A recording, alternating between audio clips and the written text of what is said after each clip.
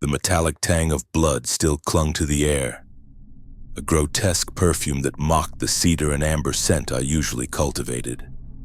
My legs, still throbbing beneath the hospital sheets, were a testament to the night's absurd, violent climax.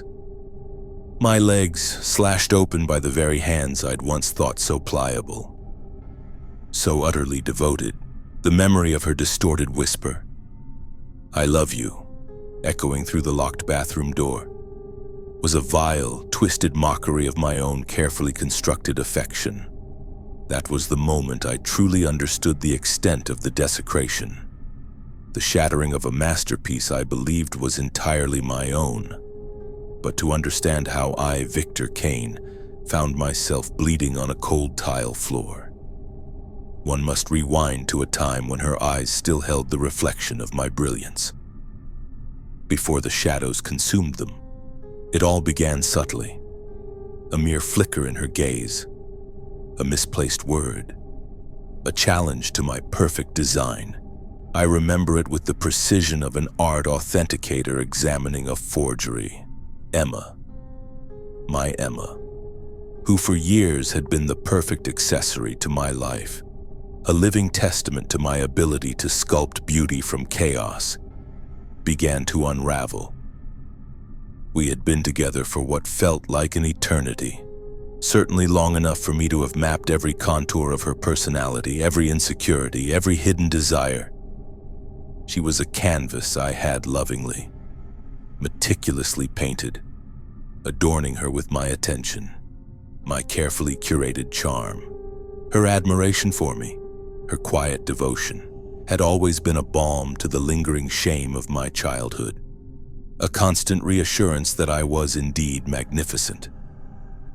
She understood the value of physical contact, the unspoken language of touch that bound her to me, and the quality time that was, in truth, an opportunity for me to subtly reinforce her dependence. There was a time, back when I was still clawing my way out of the gutter, when I'd allowed myself to be seen as vulnerable, a strategic move to garner sympathy. Emma had been drawn to that manufactured fragility, believing she was saving me, much like those naive few who had accepted my fabricated past in my younger days. She cooked for me, simple, comforting meals, while I, with a touch of theatrical modesty, would conjure up baked goods, a delightful inversion of traditional roles that always amused me. She cleaned, I helped, our preferences in music, films, and literature aligning with an almost unsettling perfection, a testament, I believed, to my profound influence over her. She was a reflection of my ideal, and I reveled in it. The first crack in the gilded frame appeared about a year ago. It was a morning like any other, the scent of expensive coffee mingling with my cedar and amber cologne in our meticulously kept apartment. I was at the stove, preparing eggs, a simple task, but one I performed with an air of effortless grace. Emma was on the sofa, lost in the digital abyss of her phone. "Hey, Emma," I called, my voice a smooth murmur, designed to cut through any distraction. Scrambled or no response, a flicker of irritation. Quickly suppressed, people were so predictable in their distractions, I often found myself zoning out on my own device. Of course, but for entirely different, more profound reasons.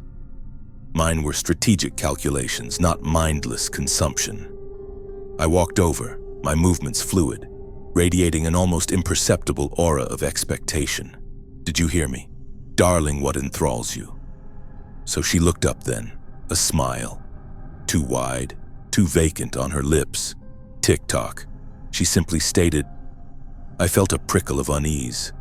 Not concern, mind you, but a mild annoyance at her lack of engagement, a challenge to my magnetic presence.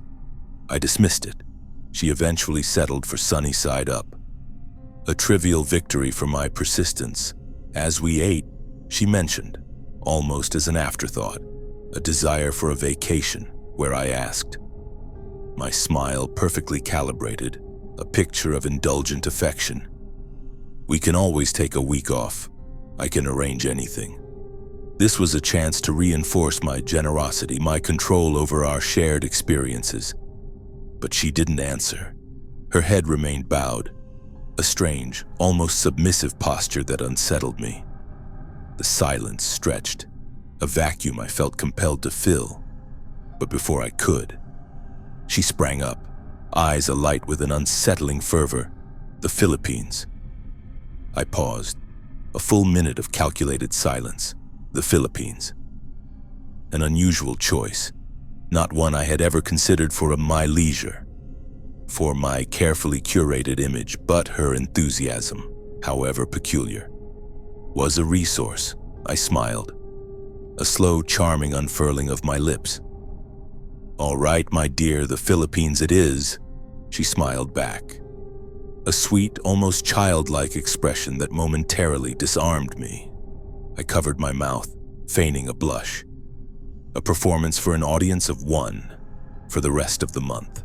As I meticulously planned, purchased tickets, new clothes, all on credit, of course, the financial strain of the ill-fated empty gallery still a fresh wound.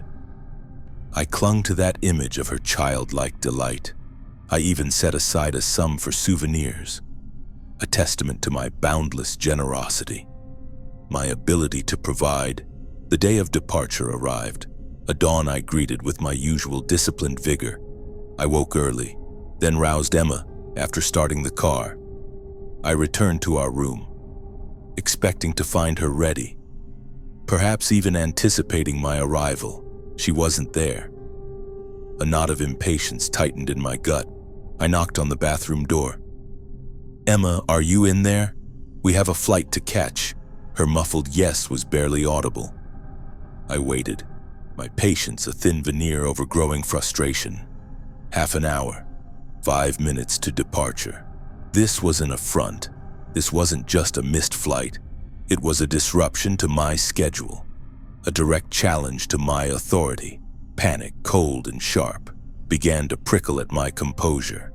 I fought it down, forcing my voice into a calm, almost serene tone. "Darling, we truly must hurry." When she emerged, her face was contorted in a frown directed squarely at me. My eyebrow arched, a silent question. "Why, pray tell? Are you not ready for the vacation? You so desperately wanted." My voice, though low, carried an edge of steel. I was, I admit, extremely upset. My control was slipping. And then, her words, delivered with a flat, unsettling finality. "I don't want to go." I scoffed. "You're joking?" She rolled her eyes, her gaze now filled with an open, contemptuous anger. At me. "Did you just roll your eyes?" My voice dropped to a dangerous whisper, the charm dissolving into something cold and sharp. "I am the one who spent thousands on this trip. Do you comprehend the meticulous planning, the financial maneuvering, the sheer effort I expended for you? Get in the damned car. I don't give a single, solitary damn if you're not ready."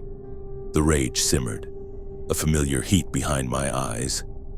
She was defying me, challenging my very essence. I had spent a fortune, money I couldn't truly afford after that disastrous gallery opening in Paris. A gamble that had left me teetering on the precipice of financial ruin. Her sudden capriciousness was an unacceptable betrayal, a reminder of the unreliable world I had clawed my way out of. I knew I was being irrational, but the sheer audacity of her defiance, after all my careful cultivation, sparked a primal fury. I hadn't raised my voice to her, not truly, not in this relationship. But this wasn't about anger. It was about reclaiming control. We made the flight. Barely. 5 minutes to spare. My apology was a formality, a strategic retreat to restore equilibrium. The vacation itself was a blur, a normal facade over a deepening chasm. We both, supposedly, forgot the airport incident, but I did not. I never forgot a slight, a few months later, The dreams began, recurring, unsettling, always just beyond the grasp of memory upon waking. A cold sweat would cling to my skin, and I would turn to Emma, nestled comfortably beside me, her presence a temporary anchor. I would then drift back to sleep, dismissing the lingering unease as a byproduct of my ambitious mind. But one morning, the dream clung, vivid, terrifying. She was a child, darting around me, laughing, eyes bright, then a fall, tears. Her eyes turning a ghastly red and pale, a chilling echo of Peter's fading gaze in that squalid tenement. She vomited blood, a violent, visceral horror. And then, I woke. My first instinct was to check on her, to ensure my possession was unharmed. But the image of her eyes, those bloodshot, pale orbs from the dream, began to morph into something real, something unsettling. I turned her over. Her body was pale, almost translucent. My anxiety, a beast I rarely allowed to surface, spiked. I shook her, a desperate attempt to reassert control, to force her back into the familiar. Her eyes fluttered open, her beautiful green eyes, but something in them was different. Not the pale, red eyes of the dream, but a vacantness, a cold distance that chilled me more than any nightmare. I calmed, or rather I broke, not from fear for her, but from the terrifying realization that something was fundamentally wrong with my carefully constructed world. I spoke of the dream, a rare admission of vulnerability, clinging to her, desperate for reassurance, for her to tell me she was okay, that we were okay. She didn't. No soothing words, no embrace, just that soft, unnerving voice. You saw what you weren't meant to see. My adrenaline, which had surged and receded too quickly, left me drained. I lay down, a solitary tear tracking a path through my meticulously groomed stubble, and fell into a fitful sleep. When I awoke again, the horror was no longer confined to the dream. A dark, viscous puddle stained the pristine white sheets on her side of the bed. My first thought, a fleeting, almost clinical assessment, was that it was a woman's monthly cycle, an inconvenience, easily cleaned. But then I focused. It was too much, the size of a fat cat, indeed, not the delicate stain of a natural process, but an obscene, deliberate spillage.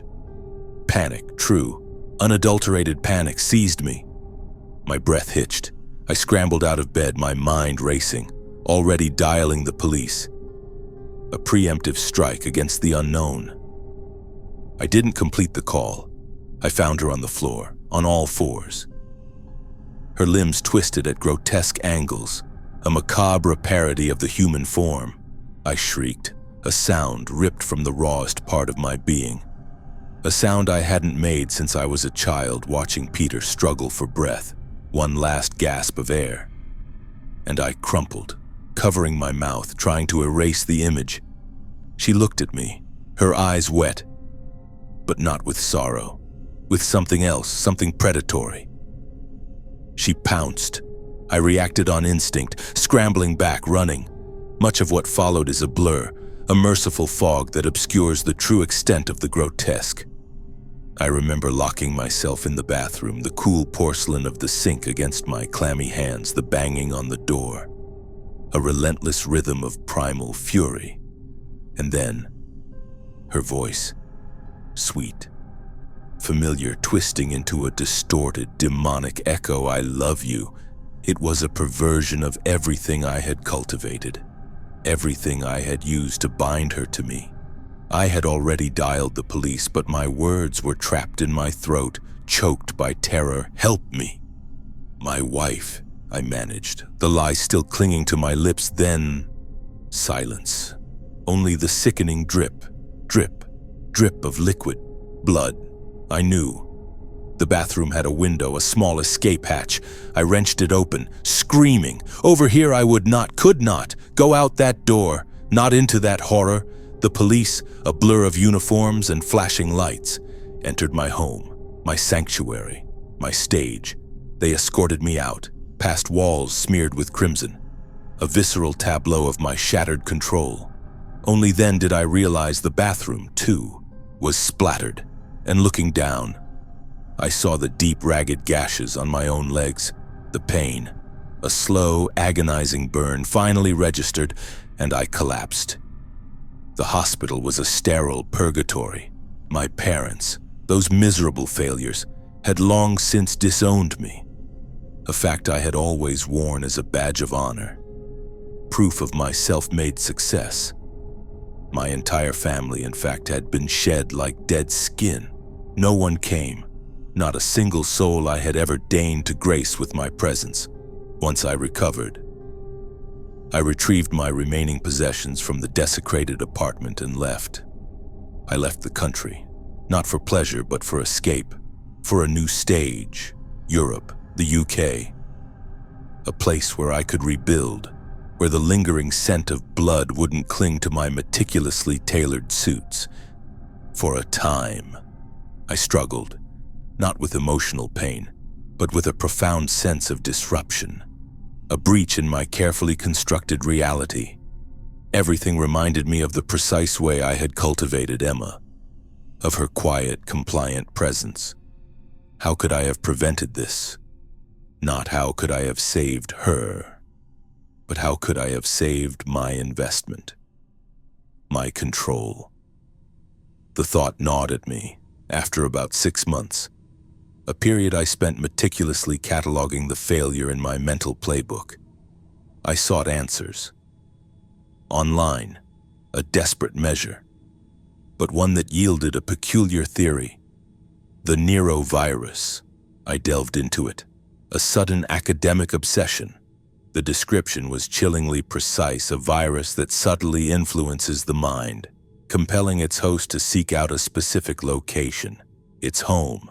It exploits the environmental shift, the body's need to adapt to a new climate, to gain complete control. Some, the article claimed, could resist, recognizing the voice in their head as a trick, even at the last minute.